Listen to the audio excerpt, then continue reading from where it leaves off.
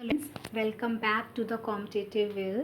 And today मैं आप लोगों के लिए लेकर आई हूँ यूपी टीजीटी म्यूज़िक वोकल के लिए कुछ इम्पॉर्टेंट एमसीक्यूज, मतलब मॉडल क्वेश्चन पेपर टाइप। तो आप इन क्वेश्चन से हेल्प ले सकते हैं, ठीक है। तो लेट्स स्टार्ट अ वीडियो।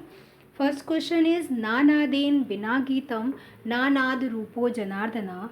यह श्लोक निम्न में से किस विद्वान द्वारा रचित है? तो मतंग मुनि के द्वारा रचित है। सेकेंड क्वेश्चन, नाद के सूक्ष्म अति सूक्ष्म कितने प्रकारों का वर्णन मतंग मुनि द्वारा किया गया है? तो 5 प्रकार बताए हैं बृहददेशी में। हम जानते हैं मतंग मुनि द्वारा बृहददेशी ग्रंथ लिखा गया है और उसमें 5 प्रकार बताए गए हैं। आफ्टर दैट नाद के कितने गुण एवं धर्म बताए गए हैं? तो 3। नाद के कितने भेद हैं? 2। कौन कौन से? आहत नाद और अनाहत नाद। नेक्स्ट इज नकारम प्राणानाम मानम नादो भिद्यते। नाद के अर्थ के स्पष्टीकरण के लिए यह श्लोक किस ग्रंथ में वर्णित है? तो संगीत रत्नाकर। आफ्टर दैट विकृत स्वरों का उल्लेख सर्वप्रथम किस ग्रंथकार ने किया? शारंगदेव। पाश्चात्य संगीत में स्वर को क्या कहते हैं? नोट। नेक्स्ट क्वेश्चन, स्वर वह नाद होता है जो रंजक होने के साथ साथ अन्य नादों के बीच में विशिष्ट स्थान रखता है। तो या फिर केवल नाद के रंजक होने से वह नाद स्वर नहीं बन जाता, ये दोनों ही सही है। भारतीय संगीत में मूलभूत स्वर को क्या कहते हैं? षडज। This is the base of music. संगीत का मूलभूत उपादान क्या है? स्वर। ठेके शब्द का सर्वप्रथम वर्णन किस ग्रंथ में किया गया? तो सरम ए इशरत में किया गया। नेक्स्ट क्वेश्चन की तरफ बढ़ते हैं। एक सप्तक में कितने स्वरों का समावेश होता है? तो 7 सुर होते हैं। रेले को प्रचारित व प्रसारित करने का मुख्य रूप से श्रेय किसको जाता है? अल्लाह रखा खां को। राग शब्द का सर्वप्रथम प्रयोग किस विद्वान ने किया था? तो मतंग।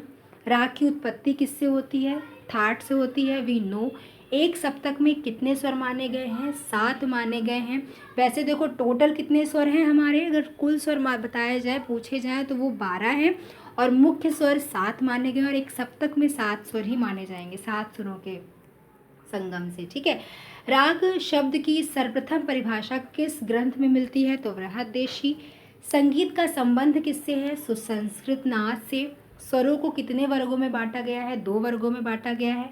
भारतीय संगीत में अचल स्वर कौन से हैं, मतलब जो अपने स्थान से नहीं हटते हैं? सा एंड पा।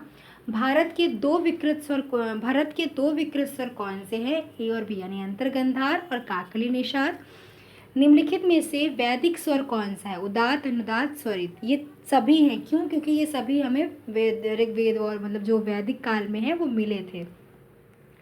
उदात्त, अनुदात्त एवं स्वरित के लिए निम्न में से कौन सा क्रम सही है? तो नीचा, मध्यम, ऊंचा। उदात्त स्वर किन गंधर्व स्वरों से संबंधित है? तो दैट इज पायन सा, ठीक है। नेक्स्ट,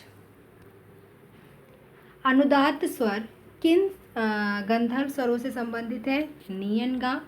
स्वरित स्वर किन गंधर्व स्वरों से संबंधित है? रेयन धा। संगीत का प्राण किसे माना जाता है? श्रुति।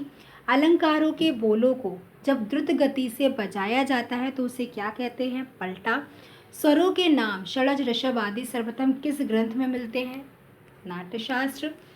किस वेद में संगीत सामग्री मिलती है? सामवेद। देशी संगीत की रचना किसके द्वारा होती है? वादक। मूर्छना कितने प्रकार की होती है? 4।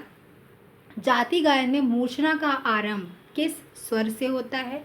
न्यास। किस ग्रंथकार ने सर्वप्रथम जाति को परिभाषित किया? भरत। भरत ने जाति के कितने लक्षण बताए हैं? नेक्स्ट क्वेश्चन, शारंगदेव ने जाति के कितने लक्षण बताए हैं? 14। रामायणकालीन संगीत में कितनी जातियों का वर्णन है? 5। भरत ने कितनी जातियों का उल्लेख किया है? 16।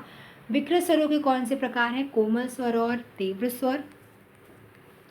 उसके बाद उत्तर भारतीय संगीत में कौन स्वर अचल कहे जाते हैं? षडज और पंचम। उत्तर भारतीय संगीत में कौन सा स्वर तीव्र स्वर है? मध्यम।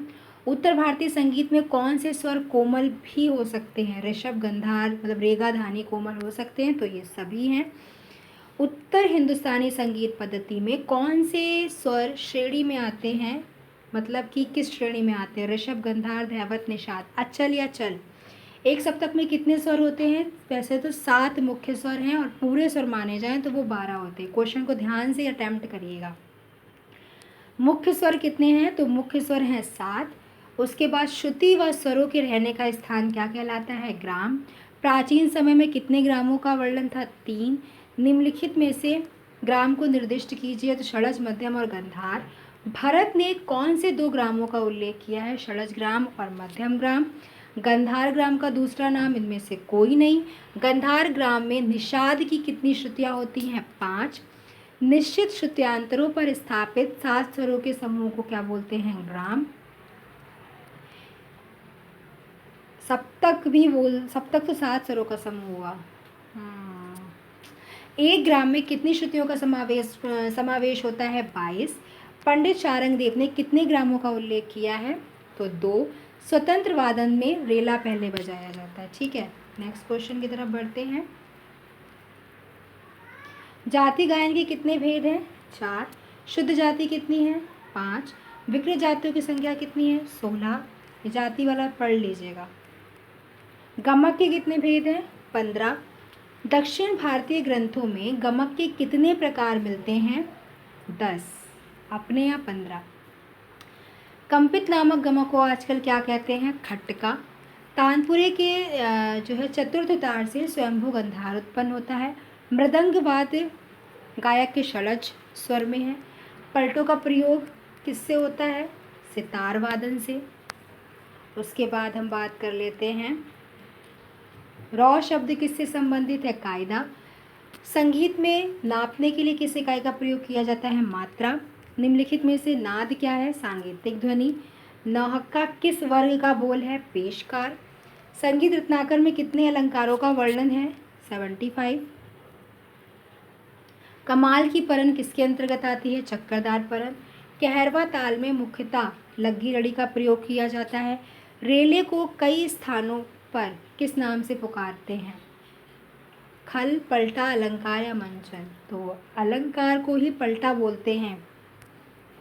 रेले का ही विस्तृत रूप किस नाम से जाना जाता है?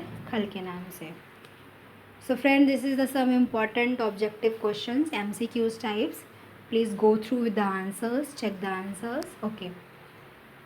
Thank you friends.